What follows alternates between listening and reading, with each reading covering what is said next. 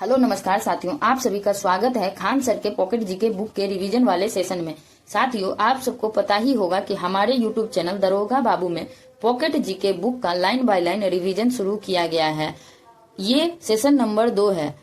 अगर आपने session number 1 नहीं देखा है तो हमारे प्लेलिस्ट में जाके देख सकते हैं।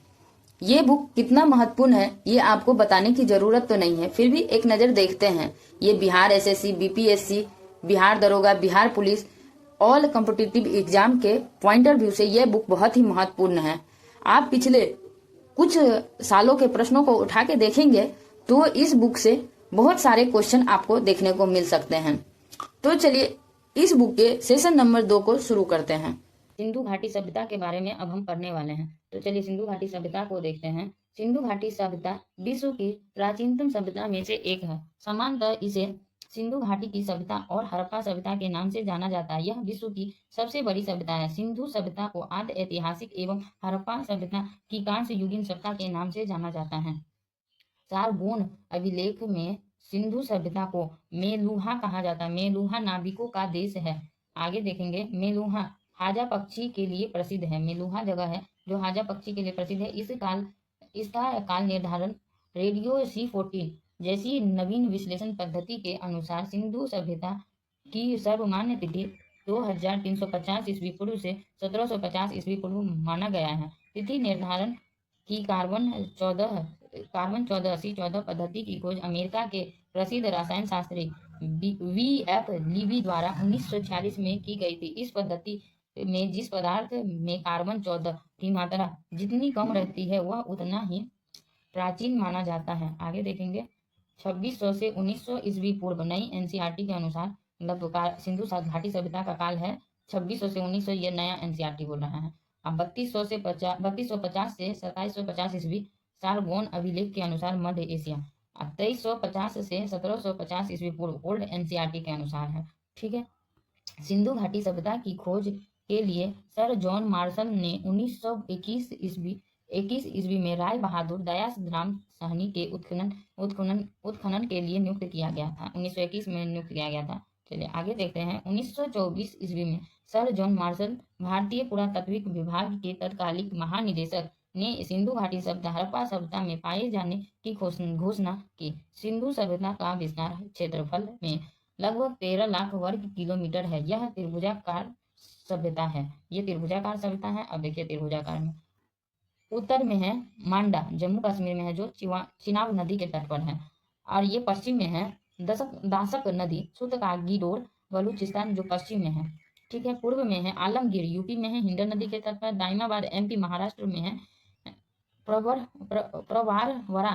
नदी दक्षिण में है ये। तो चलिए ये त्रिकोण है, त्रिभुजाकार है। चलिए आगे हम देखते हैं।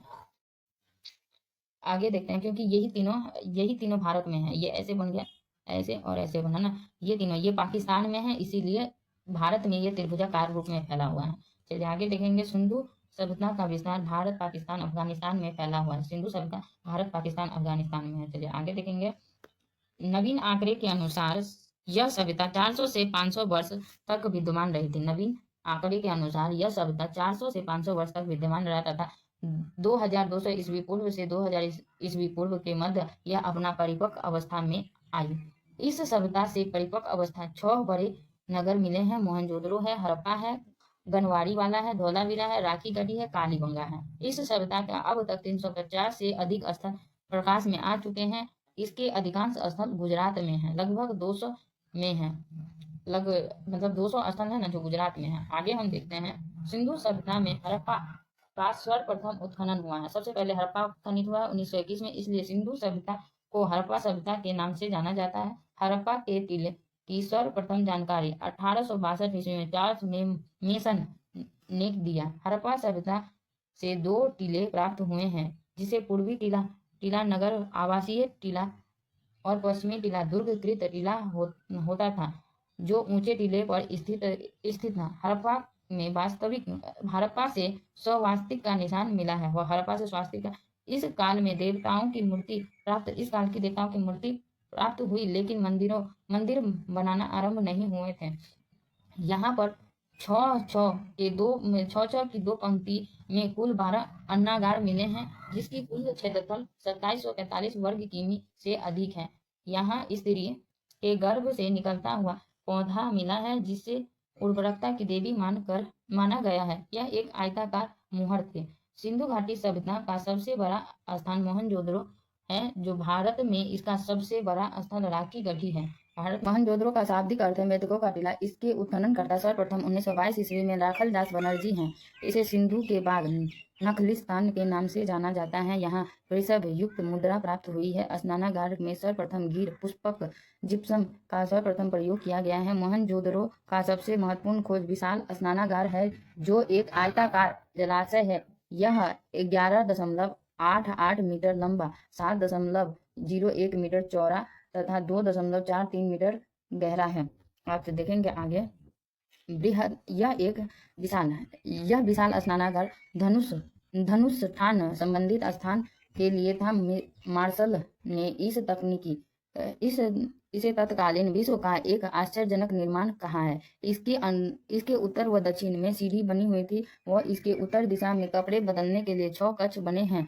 आगे देखेंगे एक नृत्यकी की मूर्ति मिली है, जो कांस्य धातु की बनी हुई थी। वह नग्न अवस्था में है एवं इसके एक हाथ में चूड़ियां पहन रखी है। ये एक हाथ में चूड़ी पहन रखी है। सिंधु सभ्यता के लोग को लिपि का ज्ञान था। इसकी लिपि भाव चित्रात्मक लिपि थी। यह दाईं से बाईं ओर लिखी जाती थी। इसे गौमूत्राक्षर भी कहा जाता है। इस लिपि को गौमूत्राक्षर भी कहा जाता है। इसमें 375 से 400 भाव मिलते हैं और इसे अभी तक पढ़ा नहीं गया है। सिंधु घाटी सभ्यता विश्व के प्रथम नगरीय सभ्यता थी। इसके शहर ग्रिड पद्धति पर बसे हुए थे और सड़क एक दूसरे को समकोण पर काटती थी। ठीक है। सिंधु घाटी के घरों के दरवाजे मुख्य मार्ग पर न खुलकर पिछवाड़े की ओर खुलते थे। केवल लोथल नगरों व घरों के दरवाजे मुख्य सड़क की ओर खुलते थे, एकमात्र है। ठीक है। हड़प्पा और मोहनजोदड़ो और अन्य प्रमुख नगर पक्की ईंटों से मुख्यतः बने थे, जबकि कलिंगबंगा और रंपा कच्ची ईंटों के बने थे और ईंटों का आकार 4x2x1 होता था। चलिए आगे देखते हैं। इतिहासकार पिग्गर ने हड़प्पा व मोहनजोदड़ो को सिंधु घाटी सभ्यता की जुड़वा राजधानी कहा है। सिंधु सभ्यता में मृत सत्तात्मक संयुक्त परिवार होते थे, क्योंकि बड़ी मात्रा में मातृ देवी की मूर्ति मिली है। आगे हम देखेंगे मोहनजोदड़ो से एक मोहर मिली है, जिस पर आद्य शिव 3 मुख वाले देवता का चित्र मिलता है, जिससे सर जॉन मार्शल ने इन्हें पशुपतिनाथ कहा है। दोथल नगर के उत्खननकर्ता R.S.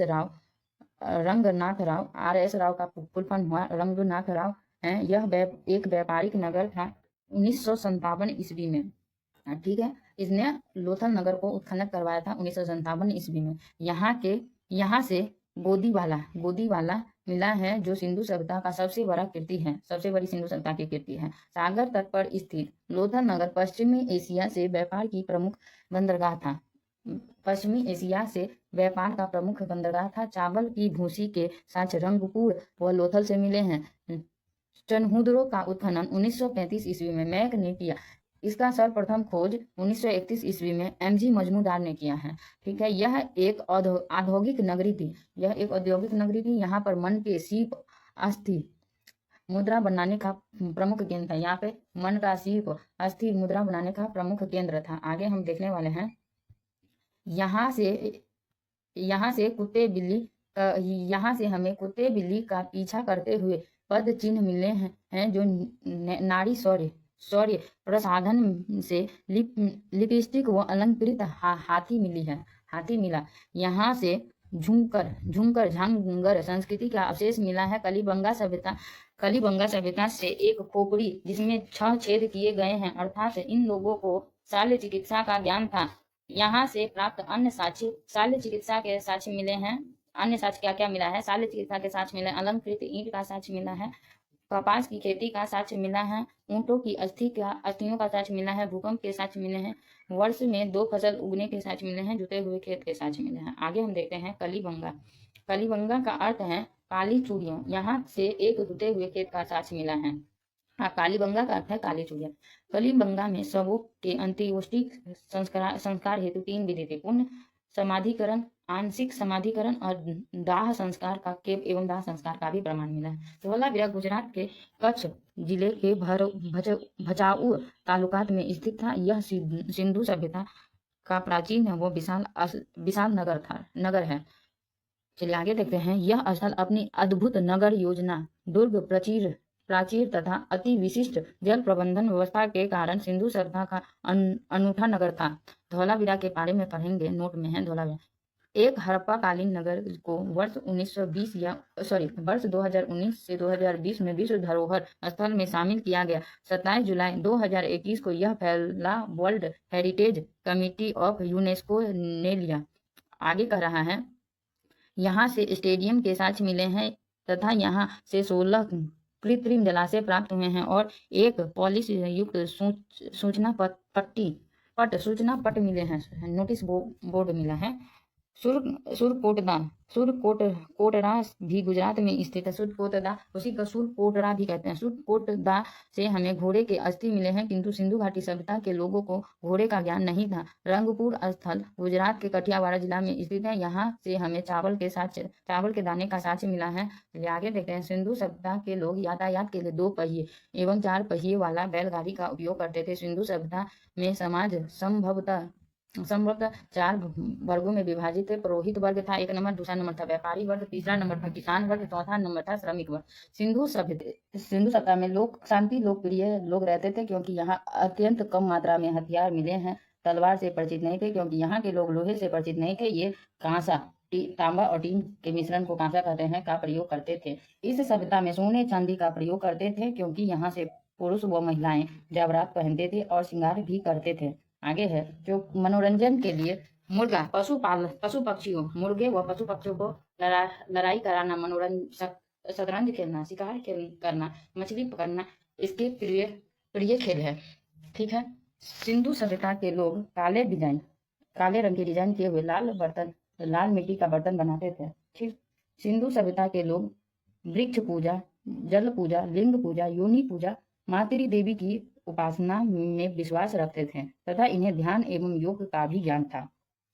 यहाँ से ज्यादातर मोहरे शैलखड़ी की बनी और आयताकार आकृति की बनी हुई थी। शैलखड़ी की बनी हुई थी और आयताकार वृत्ताकार की बनी हुई थी। मोहरों पर एक श्रृंगी बहुत ज्यादा वाली आकृति थी। मोहरों पर एक सिंह वाला आकृति था। पशु में कुबर वाले सांड सब जो ज्यादा पूजनीय था। कुबर वाले सांड जो ज्यादा पूजनीय था। आगे हम यहाँ पढ़ते हैं। मिट्टी की मूर्ति आग में पकाकर बनाई जाती थी, जो टेराकोटा पद्धति कहलाती है। सिंधु सभ्यता कृषि आधारित अर्थव्यवस्था थी, क्योंकि यहाँ गेहूं, सरसों, धान, मटर, रागी प्रमुख फसल थी। लोथल से चावल व रंगपुर से चावल की भूसी मिली थी। सिंधु सभ्यता में पशुपालन भी होता था। सैंधववासी सूती व ऊनी वस्त्र का प्रयोग करते थे, क्योंकि यहाँ कपास की खेती होती थी। मुद्रा व्यवस्था प्रचलन में थी, जो व्यापार वस्तु विनिमय से किया जाता था। मुद्रा व्यवस्था प्रचलन में थी, जो व्यापार वस्तु विनिमय से किया जाता था। अब विदेशी व्यापार है। अब हम देखेंगे विदेशी व्यापार को, जिसमें एक तरफ वस्तु होगा, एक तरफ प्रदेश होगा। तीन का अफगानिस्तान और ईरान। अफगानिस्तान, ईरान। तांबा है खेतरी, बलूचिस्तान, ओमान। गोमेद है सौराष्ट्र। चांदी है अफगानिस्तान, ईरान। सोना है सोना का देखते हैं। सोना होगा कर्नाटक, अफगान, ईरान। सीसा है ईरान, राजस्थान। अगला देखेंगे सिंधु सभ्यता का पतन का कारण। क्यों हुआ सिंधु सभ्यता का पतन? तो इतिहासकार एक तरफ है कारण। अलग अलग इतिहासकार ने अलग अलग कारण दिया। तो गार्डनर चार्ल्स मार्टिमर व्हीलर, आर्यों का आक्रमण, आर्य ने आक्रमण कर दिया तो सिंधु सभ्यता खत्म हुआ। SR Rao, sir John Marshall व मैक, ये सब बोला कि बाढ़ के कारण सिंधु सभ्यता खत्म हो गया। सर जॉन मार्शल ने बोला प्रशासनिक शिथिलता के कारण सिंधु सभ्यता खत्म हो गया। अमलानंद घोष ने कहा कि जलवायु परिवर्तन के कारण सिंधु सभ्यता खत्म हो गया। UR कैंडी ने कहा कि प्राकृतिक आपदा के कारण ही सिंधु सभ्यता खत्म हो गया। अब कह रहा है माघो स्वरूप वत्स ने कहा नदियों के रुख बदलने से, नदी अपना रुख बदला तो सिंधु सभ्यता खत्म हो गया। सिंधु सभ्यता की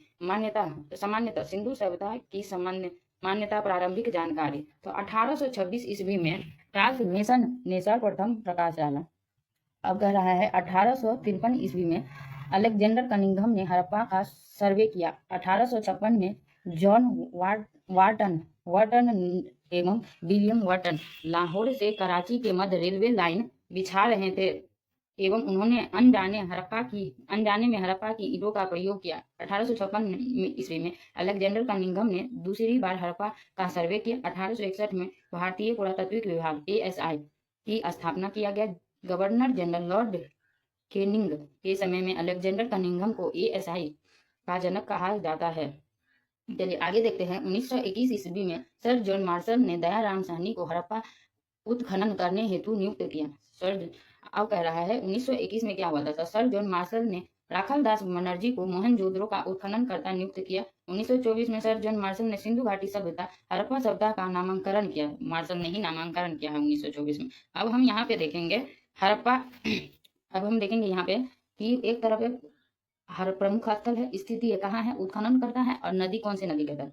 तो हड़प्पा है पाक के पंजाब प्रांत साहिवाला जिला में। हड़प्पा है साहिवाला जिला में। इसका उत्खनन करता है, खोज करता दयाराम साहनी है और माघो स्वरूप वत्स है 1926 ईस्वी। आओ देखो राखल दास दयाराम साहनी ने किया है 1921 में, माघो स्वरूपा ने किया है 1926 में, वहीलर ने किया है 1946 में। ये कौन सा नदी के तट पे है, तो रावी नदी के तट पे है। मोहनजोदड़ो है पाक स्थित प्रांत लरकाना जिले में। राखल दास बनर्जी ने 1922 में किया है, मैक ने 1927 में, वहीलर ने 1930 में। सिंधु घाटी सभ्यता सिंधु नदी के किनारे है। लोथल है गुजरात के अहमदाबाद जिला में। SR राव ने 1953-54 में इसका उत्खनन खोज किया है। अब भोगवा नदी के तट पर है लोथल। आगे देखेंगे धौलावीरा है गुजरात के कच्छ जिला में है। JP जोशी और रविंद्र सिंह बिष्ट ने 1990 से 91 के बीच में किया है खोज और लूनी नदी के तट पर है। अब जो नहुदरो है पाक का सिंध प्रांत नवाब शाह जिला में है। मेघ ने 1925 में उत्खनन किया है। NG मजमूदार ने 1931 में सिंधु नदी के तट पर है। सुरकोटला है कच्छ गुजरात में है। जगपति जोशी 1972 से 75 में भोगुआ नदी के तट पर है। ये रंगपुर है कठियावाड़ जिला गुजरात में है। रंगनाथ राव ने किया है 1953-54 में खोज किया है और मादर नदी के तट पर है। कलिबंगा है हनुमानगढ़ जिला राजस्थान में। अमलानंद घोष ने इसका खोज किया है 1951 ईस्वी में। BV लाल BK थापर ने 1961 ईस्वी में खोज किया है। BV लाल और BK थापर दो आदमी था, 1961 ईस्वी में इसका खोज किया है। और ये कौन सा नदी पे है, तो घाघर नदी पे है। कोट दीजी सिंध प्रांत का खैरपुर में स्थित है। फजल अहमद ने 1953 ईस्वी में इसका खोज किया है सिंधु नदी के तट पर। आलमगीरपुर है मेरठ उत्तर प्रदेश में। ज्ञान दत्त शर्मा ने 1953 से 56 में हिंडन नदी के तट पर खोजा है। दाइमाबाद है अहमदनगर महाराष्ट्र में। MN देश पांडे ने 1958 से 59 ईस्वी में खोजा है। NSR राव ने 1975 से 76 में खोजा है। MA साली ने 1978 से 79 ईस्वी में प्रबरा में खोजा है। अब कह रहा है सुतकागेडोर पाकिस्तान की मकराना के समुद्र तट के किनारे। ओरेल स्टाइन ने 1927 ईस्वी में दशक नदी के तट पर खोजा है। आगे कह रहा है रोपड़, जो रोपड़ जिला पंजाब में है। रोपड़ जिला पंजाब में यज्ञदत्त शर्मा ने इसको खोजा है 1953 से 56 के बीच में सतलज नदी के तट पर। बनवाली है हिसार जिला हरियाणा में। रविंद्र सिंह बिष्ट ने 1974 में रंगोई में खोजा है। सोलकाह है दक्षिण बलूचिस्तान में। जॉर्ज डेल्स ने 1962 ईस्वी में शादी कौर पे के तट पर खोजा है। राखी गड्डी है हिसार जिला हरियाणा में।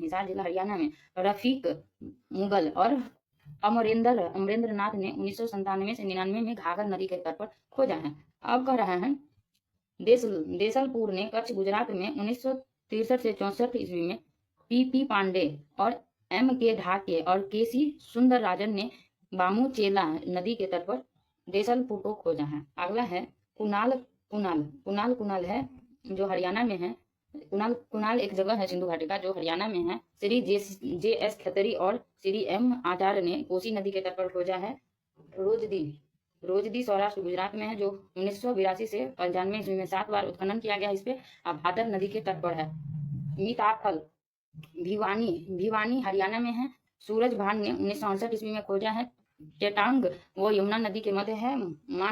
मांडा जम्मू कश्मीर में है। JP जोशी ने 1976-77 में चिन्नाब नदी पर इसको खोजा है।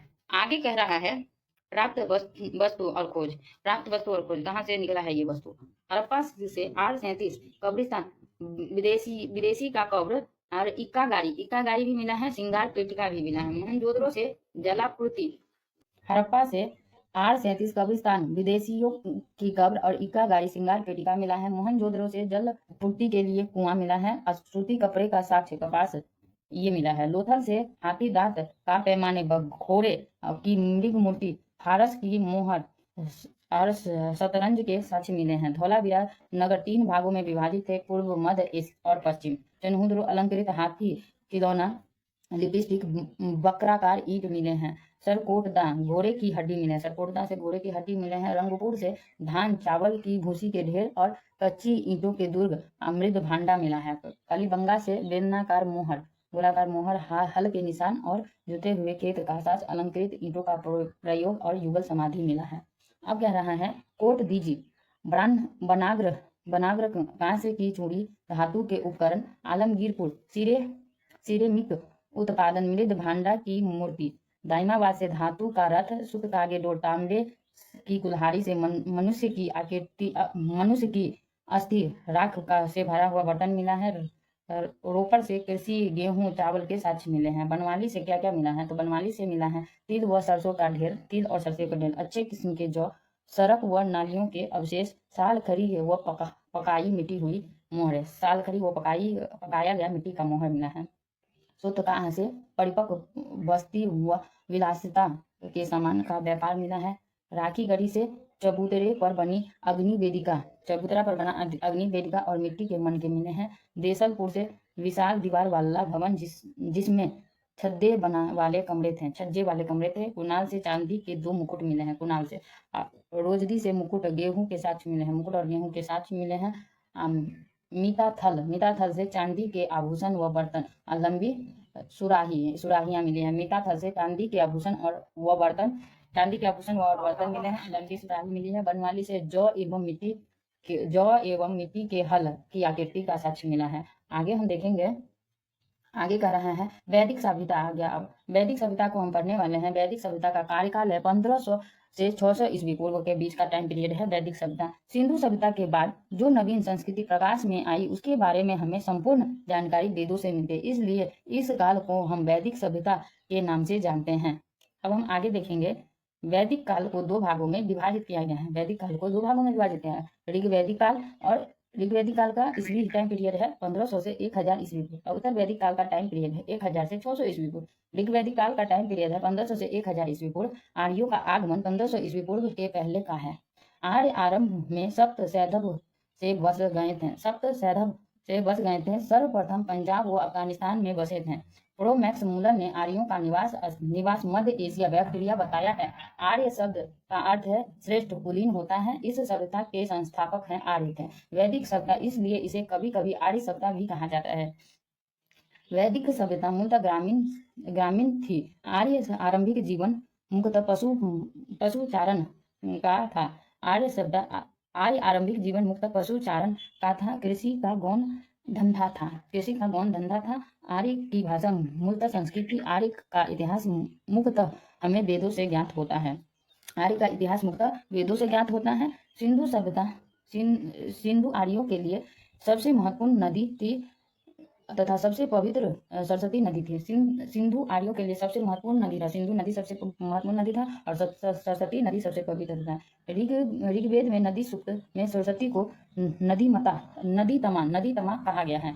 और ऋग्वैदिक काल का समाज कबीले के रूप में संगठित था। ऋग्वेद में अफगानिस्तान की नदियों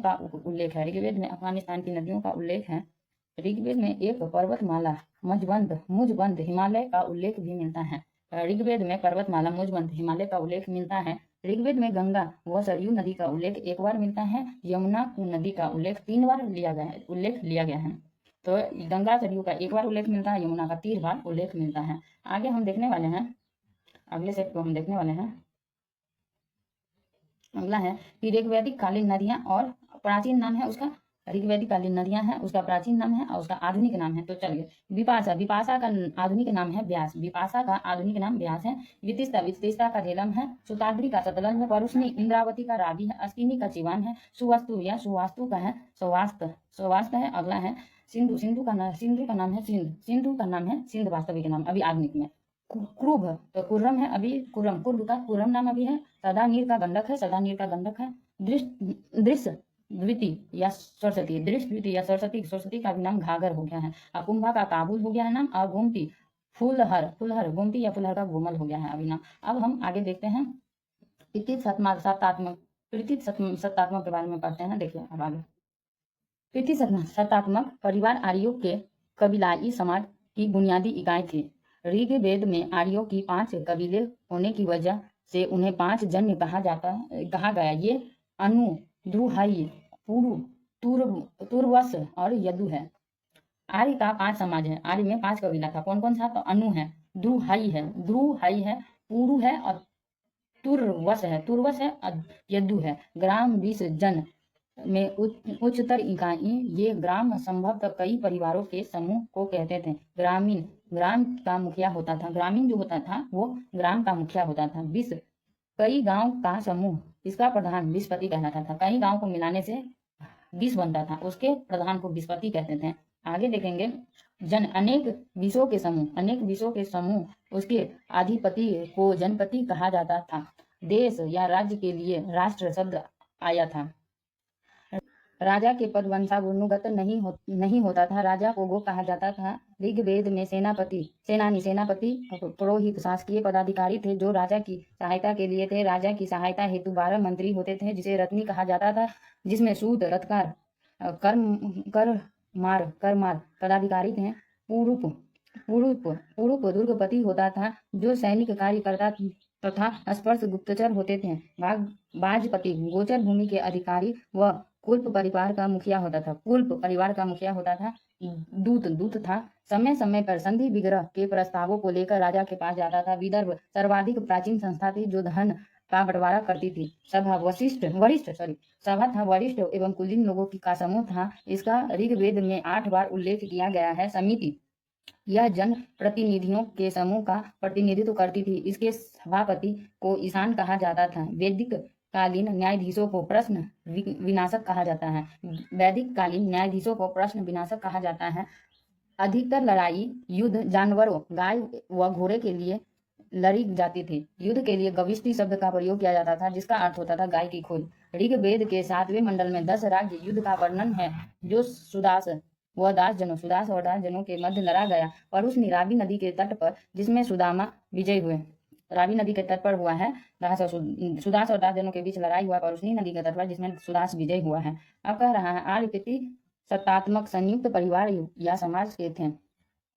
ऋग्वेद में समाज 4 वर्गों में था। ऋग्वेद में समाज 4 वर्गों में था और वर्ण व्यवस्था कर्म आधारित थी। ये ब्राह्मण, क्षत्रिय, वैश्य, शूद्र। ऋग्वेद के पुरुष सूक्त में 4 वर्णों का उल्लेख मिलता है। हालांकि 10वां मंडल बाद में जोड़ा गया है। महिला को शिक्षा का अधिकार था। विधवा विवाह होता था। बाल विवाह, पर्दा प्रथा, सती प्रथा जैसी बुराइयां नहीं थी। आजीवन अविवाहित रहकर विद्या अध्ययन करने वाली महिला को अमाजू कहा जाता है। विवाह के समय मिलने वाला उपहार जो बृहतु कहा जाता है। विवाह के समय जो मिलता था उपहार उसे बृहतु कहा जाता है। ऋग्वेद में घोषा, अपाला, सिक्ता, लोपामुद्रा, विदर्भ राजा की कन्या राजकुल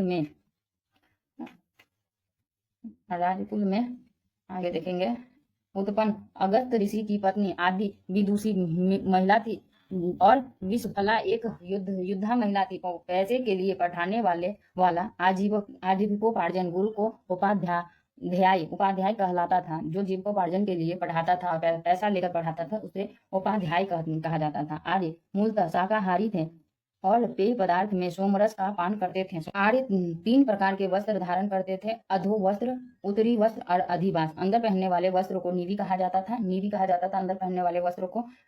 गाय को अधन्य न मानने योग्य माना जाता था। इसका मुख्य व्यवसाय पशुपालन एवं कृषि था। इसका प्रिय पशु गाय व घोड़ा थे। इसका प्रिय पशु क्या था? गाय और घोड़ा था। आर्यों का। वस्तु विनिमय द्वारा लेन देन करते थे, मुद्रा प्रणाली नहीं थी, मुद्रा में लेन देन नहीं होता था। व्यापार के लिए बाहर जाने वाले व्यक्ति को पानी का कहा कहलाता था, व्यापार हेतु बाहर जाता था उसे पानी कहते थे। ऋण देकर ब्याज लेने वाले को बाकनट सूदखोर कहा जाता था।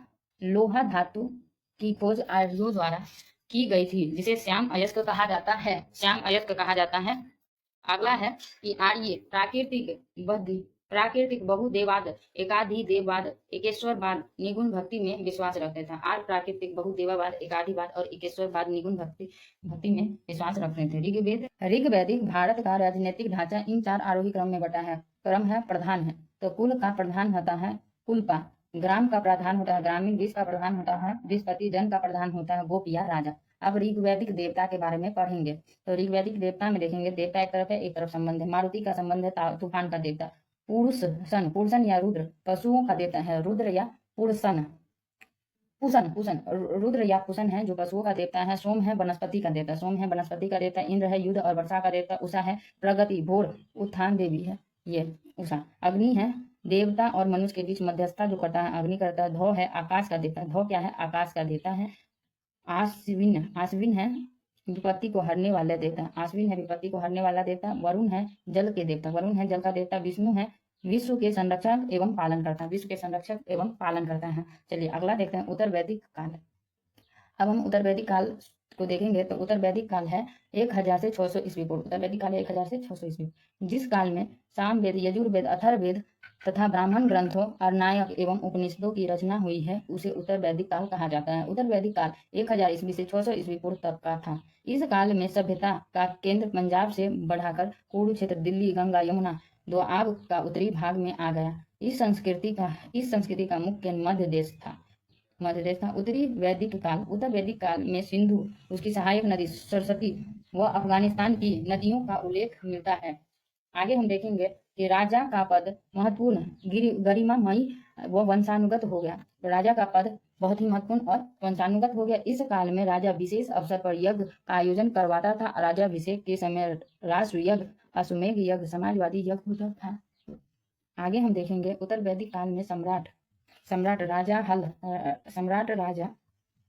हल चलाता था। उत्तर वैदिक काल में सम्राट हल चलाता था, रानी के घर पर भोज के लिए जाता था। हलों को सीधा व हल रेखा को सीधा कहा जाता था। आगे हम देखने वाले हैं यहाँ निषक एवं गाय द्वारा व्यापार होता था। होता था और वस्तु विनिमय का प्रयोग करते थे। इस काल में वर्ण व्यवस्था जन्म आधारित होती थी। कुल एवं गोत्र शब्द का प्रयोग होता था। उत्तर वैदिक काल में इंद्र और अग्नि के स्थान पर प्रजापति, जो कुल देवता में सृष्टि के निर्माता थे, जिसका सर्वोच्च स्थान प्राप्त हो गया। यज्ञ एक ऐसी नौका है जिस पर भरोसा नहीं किया जा सकता है। यह मुंडकोपनिषद से लिया गया है। शूद्रों के देवता पूषण कहा जाता है, शूद्रों के देवता को पूषण कहा जाता है। अब है बृहद्रायण उपनिषद में गर्गिक या यज्ञवल्क्य का संवाद मिलता है। उत्तर वैदिक काल में 1000 बीसी के आसपास लोहे की खोज हुआ तथा कौशाम्बी नगर को पक्की ईंटों का प्रयोग किया गया है। कौशाम्बी नगर में पक्की ईंटों का प्रयोग किया गया। उत्तर वैदिक काल में बहुत से प्रवर्तक हुए हैं। उत्तर वैदिक काल में निष्काम कर्म सिद्धांत का प्रथम प्रतिपादक ईशोपनिषद में हुआ है। निष्काम कर्म सिद्धांत का प्रथम प्रतिपादन ईशोपनिषद में हुआ है। संभवतः इसी काल में 2 महाकाव्य की रचना हुई है, महाभारत पुराणम जय संहिता और रामायण। महाभारत विश्व का सबसे बड़ा महाकाव्य है। आप प्रमुख दर्शन और रचयिता के बारे में देखेंगे तो दर्शन एक तरफ है, प्रवर्तक एक तरफ है। योग का पतंजलि है, पूर्व मीमांसा का जैमिनी है, उत्तर मीमांसा का बदरायन है, संख्या का कपिल मुनि है, चावाक्य भौतिकीवाद का होगा, चावाक्य और न्याय का होगा गौतम। अब हम 5वां नंबर टॉपिक देखेंगे, महाजनपद का उदय। 6ठी शताब्दी ईसा पूर्व में पूर्वी उत्तर प्रदेश और पश्चिमी बिहार के लोगों का अधिकाधिक इस्तेमाल होने लगा। इसके अतिरिक्त उपज से तथा अन्य आर्थिक परिवर्तन के कारण ऋग्वैदिक कबीलाई जीवन में दरार पड़ने लगी। क्षेत्रीय भावना के जागृत होने के कारण नगरों का निर्माण होने लगा। बुद्ध के समय में जन्म से पूर्व 16 जनपदों का जन्म हो चुका था। इसका उल्लेख हमें बौद्ध ग्रंथ के अंगुत्तर निकाय से मिलता है और जैन धर्म के भी भगवती सूत्र से 16 जनपद के उल्लेख मिलता है भगवती सूत्र। अब जनपद देखेंगे, राजधानी देखेंगे और क्षेत्र देखेंगे। 1 नंबर है अंग जनपद का राजधानी चंपा और क्षेत्र है भागलपुर मुंगेर।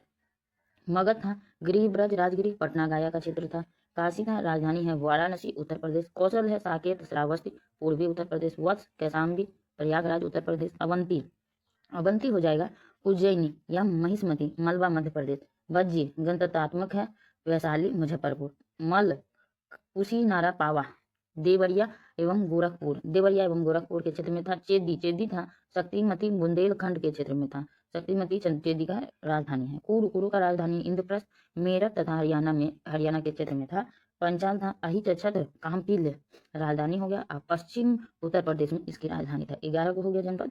और 12 नंबर था सूरसेन जो मथुरा में था और मथुरा के आसपास के क्षेत्र में ही था। गंधार या गंधार तो तक्षशिला इसकी राजधानी थी। पेशावर तथा कश्मीर में इसका क्षेत्र था। कम्बोज था, राजपुर हाटक में इसकी राजधानी थी। उत्तर प्रदेश प्रांत में यह था। असमक था, पोतन या पोटली गोदावरी के क्षेत्र में था। मत्स्य का राजधानी था विराटनगर। कोटपुतली और बहरोड में इसका क्षेत्र था। कोटपुतली या बहरोड का क्षेत्र, कोटपुतली और बहरोड का क्षेत्र में था। मत्स्य की राजधानी थी विराटनगर। अब हम देखेंगे चंपा का प्राचीन नाम क्या था। तो चंपा महाजनपद था, उसका प्राचीन नाम था मालिनी नाम था प्राचीन नाम। बुद्ध के समय में 10 गणतंत्र राज्य थे, जिसमें 8 बज्जी संघ के तथा 2 मल्ल के अंतर्गत थे। बुद्ध के समय में 10 गणतंत्र राज्य थे, जिसमें 8 था बज्जी संघ के तथा 2 था मल्ल के अंतर्गत। 16 महाजनपद में सबसे ज्यादा शक्तिशाली कौन था। तो मगध सबसे ज्यादा शक्तिशाली था। अब हम जैन धर्म, चौथा टॉपिक है जैन धर्म। तो चलिए जैन धर्म को देखते हैं। जैन परंपरा के अनुसार इस धर्म में 24 तीर्थंकर हुए। इसके पहले तीर्थंकर एवं संस्थापक कौन थे। तो ऋषभ देव थे। अंतिम तीर्थंकर महावीर स्वामी के अनुयायी निग्रंथ कहलाते थे। अंतिम तीर्थंकर महावीर थे, उनके अनुयायी निग्रंथ कहलाए। चलिए हम आगे देखते हैं। इसके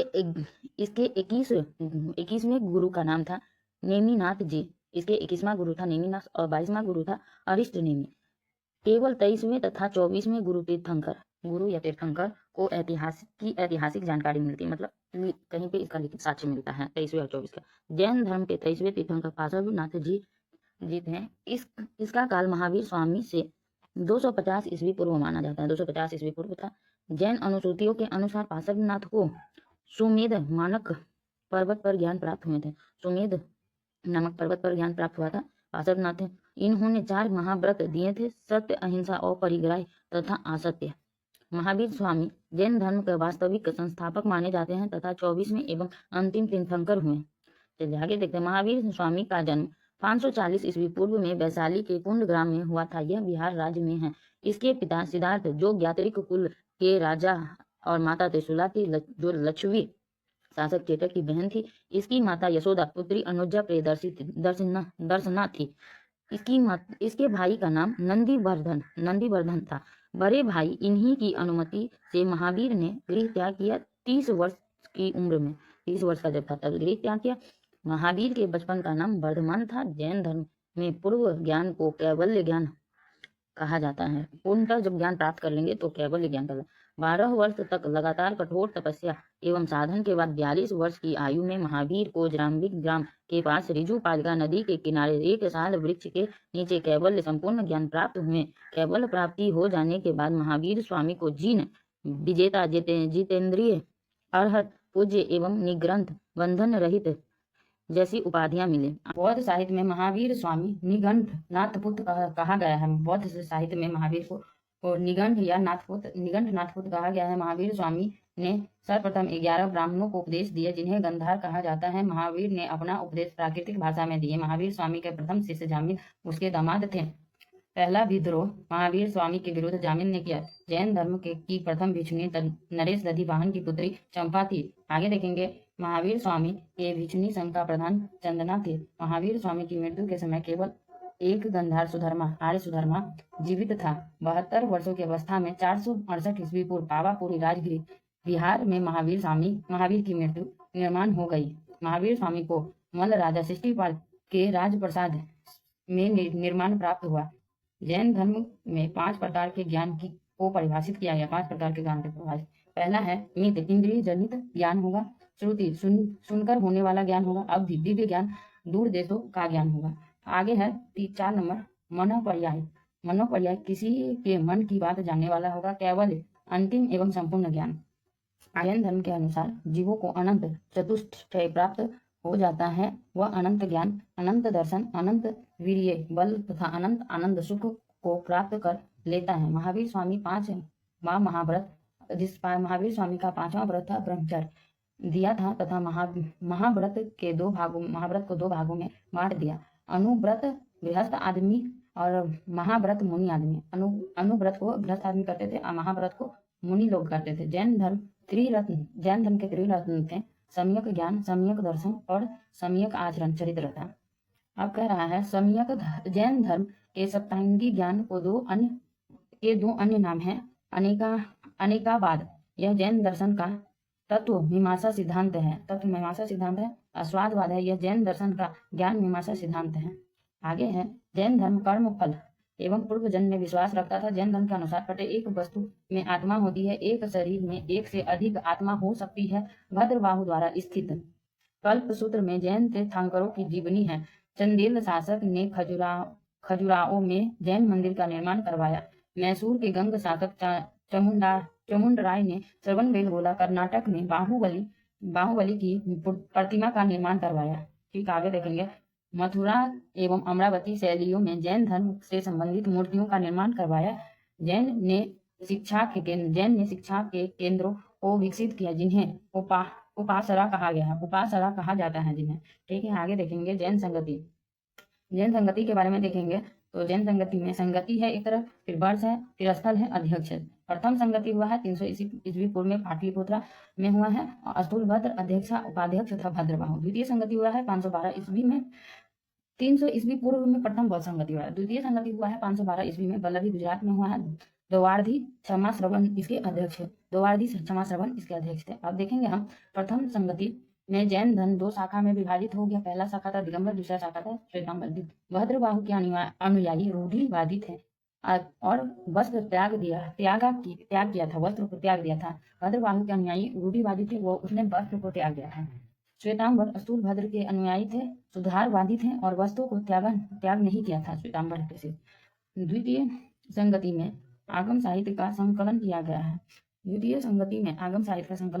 जैन धर्म में संलेखना से तात्पर्य है उपवास द्वारा शरीर का त्याग। संलेखना से क्या तात्पर्य है? तो उपवास द्वारा शरीर का त्याग करना है। जैन धर्म के 24 तीर्थंकर को देखेंगे तो पहला है ऋषभदेव, दूसरा है अजीतनाथ, तीसरा है संभवनाथ, चौथा है अभिनंदन स्वामी, पांचवा है सुमितनाथ, छठा है पदम प्रभु, सातवां है सुपार्श्वनाथ, आठवां है चंद्र प्रभु, नौवां है सुविधिनाथ है नौवां, 10वां है सोतलनाथ, 11वां है श्रेयांसनाथ और 12 नंबर है वसु पूज्यनाथ है 12वां और 13वां है विमलनाथ, 14वां है अनंतनाथ, 15 नंबर है धर्मनाथ, 16 नंबर है शांतिनाथ, 17 नंबर है कुंथुनाथ, 18 नंबर है अरनाथ, 19 नंबर है मल्लीनाथ, 20 नंबर है मुनि सुब्रत है 20 नंबर, 21 नंबर है नेमिनाथ और नेमिनाथ 21 नंबर, 22 नंबर है अरिष्ट नेमि और 23 नंबर है पार्श्वनाथ, 24 नंबर है महावीर स्वामी। अब आज के सेशन को यहीं समाप्त करते हैं। मिलते हैं फिर से कल एक नए सेशन के साथ, जिसमें हम बौद्ध धर्म को देखेंगे, शैव धर्म को देखेंगे, बौद्ध धर्म, भागवत धर्म और शैव धर्म को देखेंगे। तो चलिए कल फिर से मिलते हैं एक नए सेशन के साथ।